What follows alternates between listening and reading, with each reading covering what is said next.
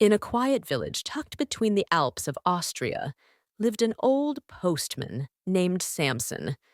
For over 4 decades, he had been the lifeline connecting the villagers to the outside world. Rain or snow, Samson pedaled his bicycle through winding lanes, delivering letters, parcels, and sometimes silent hopes. Samson's mornings began early. He'd sort the day's mail in the little post office near the village square, slipping each letter into his weathered satchel with care. The villagers waited for him each day, for he brought news, not just messages on paper, but emotions, joy, sorrow, longing, and love. One cold morning, as flakes of snow gently fell over rooftops, Samson noticed an old, yellowed envelope among the fresh mail. It was different, fragile, aged, and with a stamp from a long-gone era. The address, though faded, pointed to someone still living in the village, a woman named Mira. Samson stared at it for a moment. The date on the envelope was from over 40 years ago. Somehow, this letter had gotten lost in the system, and now, after all this time, found its way back to him. Driven by a sense of duty, Samson set out. The village was still blanketed in silence, the snow muffling every sound except the crunch of his bicycle tires. He soon reached a small house near the edge of the village. He knocked gently. An elderly woman opened the door, her face lined with the years, but her eyes still clear.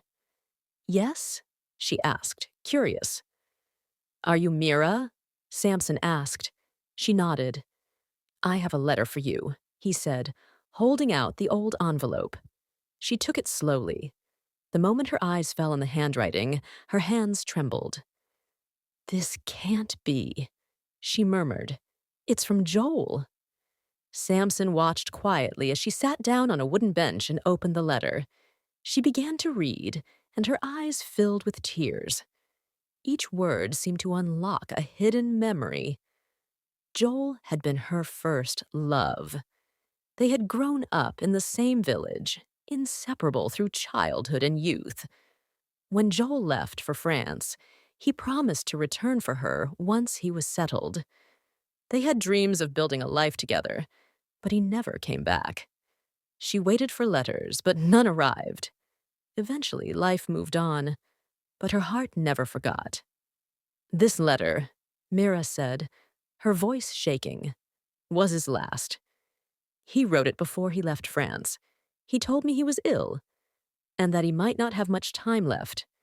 He wrote to say goodbye." Samson's eyes misted. In his years as a postman, he had never delivered something so heavy, so filled with lost time. "All these years," she whispered. "I thought he forgot me." But he didn't. His words were just late. She clutched the letter close to her chest. "Thank you for this. Truly." Samson nodded. As he walked back into the soft snowfall, he thought deeply about the strange power of words. A letter lost for decades had now brought peace. The snow continued to fall, silently, beautifully, like time itself washing over old wounds. In the days that followed, Samson carried out his duties with a quiet sense of fulfillment. He had always been just a messenger, but now he knew, sometimes, even a letter that arrives late can reach the heart right on time. And in the peaceful corners of the Austrian village, the story of the last letter lived on. A story of love, loss, and the message that some goodbyes are worth waiting a lifetime for.